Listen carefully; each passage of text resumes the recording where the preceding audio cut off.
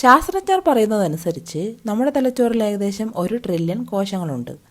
ഈ കോശങ്ങളെ ന്യൂറോണുകൾ എന്ന് പറയുന്നു. ഈ ന്യൂറോണുകൾ എങ്ങനെയാണ് നമ്മുടെ ചിന്തയും സ്വഭാവവും രൂപപ്പെടുത്തുന്നത്? അതിനുത്തരമറിയാൻ ആദ്യമായി നമ്മൾ മനസ്സിലാക്കേണ്ടത് തലച്ചോർ വിവരങ്ങൾ സ്വീകരിക്കുന്നത് എങ്ങനെ എന്നതാണ്. നമ്മൾ ഈ ലോകത്തെ അറിയുന്നത് നമ്മുടെ ഇന്ദ്രിയങ്ങൾ വഴിയാണ്. ഉദാഹരണത്തിന് കണ്ണുകൾ പ്രകാശം സ്വീകരിക്കുന്നു, ചെവികൾ ശബ്ദം സ്വീകരിക്കുന്നു, ചർമ്മം സ്പർശം തിരിച്ചറിയുന്നു, മൂക്ക് ഗന്ധം തിരിച്ചറിയുന്നു, നാവ് രുചി തിരിച്ചറിയുന്നു. ഈ മുഴുവൻ സംവിധാനത്തെ സെൻസറി സിസ്റ്റം എന്ന് നമ്മൾ വിളിക്കുന്നു. പക്ഷേ ഈ അവയവങ്ങൾ വിവരങ്ങൾ നേരിട്ട് തലച്ചോറിലേക്ക് അയക്കുന്നില്ല. ആദ്യമായി ബാഹ്യലോകത്തിൽ നിന്ന് ലഭിക്കുന്ന വിവരങ്ങളെ വൈദ്യുത സിഗ്നലുകളായി മാറ്റുന്നു. ഈ പ്രക്രിയയെ സെൻസറി ട്രാൻസ്ഡക്ഷൻ എന്ന് പറയുന്നു. ഇനി ഈ സിഗ്നൽ തലച്ചോറിലേക്ക് യാത്ര ചെയ്യണം. ഈ യാത്ര നടത്തുന്നത് ന്യൂറോണുകളാണ്. ഒരു ന്യൂറോൺ സജീവമാകുമ്പോൾ അതിലൂടെ വൈദ്യുത തരംഗം യാത്ര ചെയ്യും. ഈ വൈദ്യുത സന്ദേശത്തെ ആക്ഷൻ പൊട്ടൻഷ്യൽ എന്ന് പറയുന്നു. ഇത് ഒരു വൈദ്യുത സ്പാർക്ക് പോലെ ഒരു കോശത്തിൽ നിന്ന് മറ്റൊരു കോശത്തിലേക്ക് വിവരം കൈമാറുന്നു. പക്ഷേ ഒരു ന്യൂറോൺ നേരിട്ട് മറ്റൊരു ന്യൂറോണിനെ സ്പർശിക്കുന്നില്ല. അവയുടെ ഇടയിൽ ചെറിയൊരു ഇടവഴി ഉണ്ടാകും. ഈ ഇടവഴിയാണ് സിനാപ്സ്. ഒരു ന്യൂറോണിലേക്ക് സിഗ്നൽ എത്തുമ്പോൾ അത് ചെറിയ രാസപദാർത്ഥങ്ങൾ പുറത്തുവിടും. ഈ രാസപദാർത്ഥങ്ങളെ ന്യൂറോ ട്രാൻസ്മിറ്റർ എന്ന് പറയുന്നു. അവ സിനാപ്സ് കടന്ന് അടുത്ത ന്യൂറോണിനെ സജീവമാക്കും. ആ ന്യൂറോൺ അടുത്ത ന്യൂറോണിലേക്കുള്ള സിനാപ്സിലേക്ക് രാസപദാർത്ഥങ്ങൾ പുറത്തയക്കും. ഇങ്ങനെ കോടിക്കണക്കിന് ന്യൂറോണുകൾ തമ്മിൽ ഒരു വലിയ നെറ്റ്വർക്ക് പോലെ സിഗ്നലുകൾ കൈമാറുന്നു. ഇനി ഒരു പ്രധാന കാര്യം കൂടി മനസ്സിലാക്കണം. തലച്ചോറിൽ സിഗ്നലുകൾ യാദൃശ്ചികമായി യാത്ര ചെയ്യുന്നില്ല. അവ പ്രത്യേക പാതയിലൂടെ യാത്ര ചെയ്യുന്നു. ഈ പാതയെ ന്യൂറൽ പാത്വേ എന്ന് പറയുന്നു. ഒരനുഭവം ഉണ്ടായപ്പോൾ ന്യൂറോണുകളിൽ നിന്ന് ന്യൂറോണുകളിലേക്ക് സിഗ്നൽ പോകുന്ന പാത ആ അനുഭവത്തിന്റെ ബ്രെയിൻ റെക്കോർഡിംഗ് പോലെയാണ്. ഒരു കുട്ടി TV കാണുന്നു എന്ന് കരുതാം. കണ്ണുകൾ ചിത്രം സ്വീകരിക്കുന്നു, ചെവികൾ ശബ്ദം സ്വീകരിക്കുന്നു. ഈ വിവരങ്ങൾ വൈദ്യുത സിഗ്നലുകളായി തലച്ചോറിലേക്ക് എത്തുന്നു. അവിടെ ഒരു പ്രത്യേക ന്യൂറൽ പാത വഴി സിഗ്നലുകൾ യാത്ര ചെയ്യുന്നു. അത് ആ അനുഭവത്തിന്റെ ബ്രെയിൻ പാതയായി മാറുന്നു. ഇപ്പോൾ മറ്റൊരു സംഭവം നോക്കാം. ഒരു കുട്ടി അബദ്ധത്തിൽ പാൽ തട്ടി വീഴ്ത്തി. ഈ സംഭവം കണ്ണുകൾ വഴി തലച്ചോറിലേക്ക് സിഗ്നലായി എത്തുന്നു. ഇപ്പോൾ കുട്ടിയുടെ അമ്മ കഠിനമായി കോപിക്കുന്നു. ആ അനുഭവം കുട്ടിയുടെ തലച്ചോറിൽ ഒരു പ്രത്യേക ബന്ധമുണ്ടാക്കും. തെറ്റുപറ്റുക എന്നത് മോശമായ ഒരു കാര്യമാണ്. തെറ്റുപറ്റിയാൽ ശിക്ഷിക്കണം എന്നെല്ലാമാണ് കുട്ടിയുടെ തലച്ചോർ റെക്കോർഡ് ചെയ്തു വെക്കുന്നത്.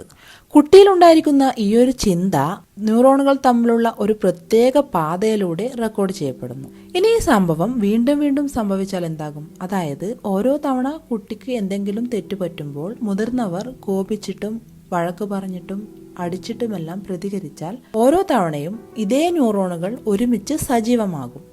തെറ്റ് ചെയ്യാൻ പാടില്ല, തെറ്റ് ചെയ്യുന്നത് വളരെ മോശമായ കാര്യമാണ്, തെറ്റ് പറ്റിയാൽ ശിക്ഷിക്കപ്പെടണം എന്നെല്ലാമാണ് കുട്ടി മനസ്സിലാക്കി വെക്കുന്നത്. കുട്ടിയുടെ തലച്ചോർ റെക്കോർഡ് ചെയ്തു വെക്കുന്നത്. ഇത് തന്നെയാണ് ശാസ്ത്രത്തിൽ പറയുന്ന ഹെബ്ബിയൻ ലേണിംഗ് എന്ന നിയമം.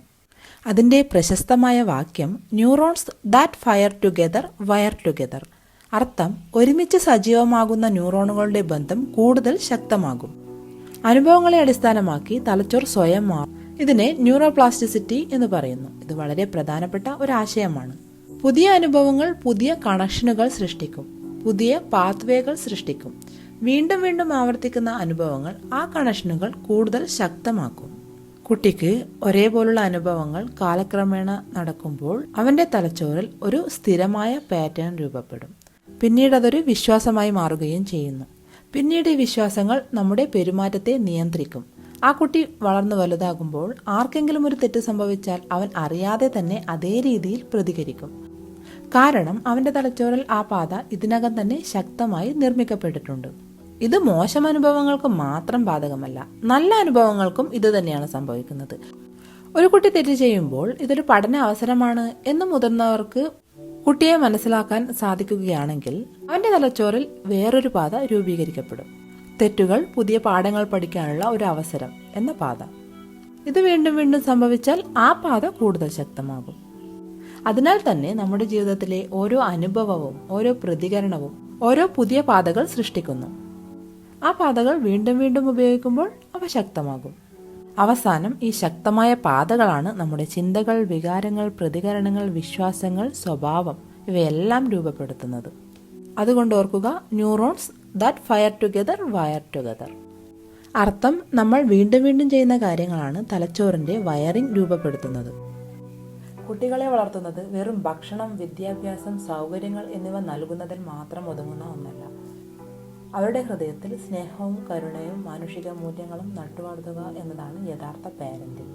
നമ്മൾ കുട്ടികളോട് സംസാരിക്കുന്ന ഓരോ വാക്കും, നമ്മൾ കാണിക്കുന്ന ഓരോ പ്രതികരണവും അവരുടെ മനസ്സിൽ പതിഞ്ഞുകൊണ്ടിരിക്കുന്നു.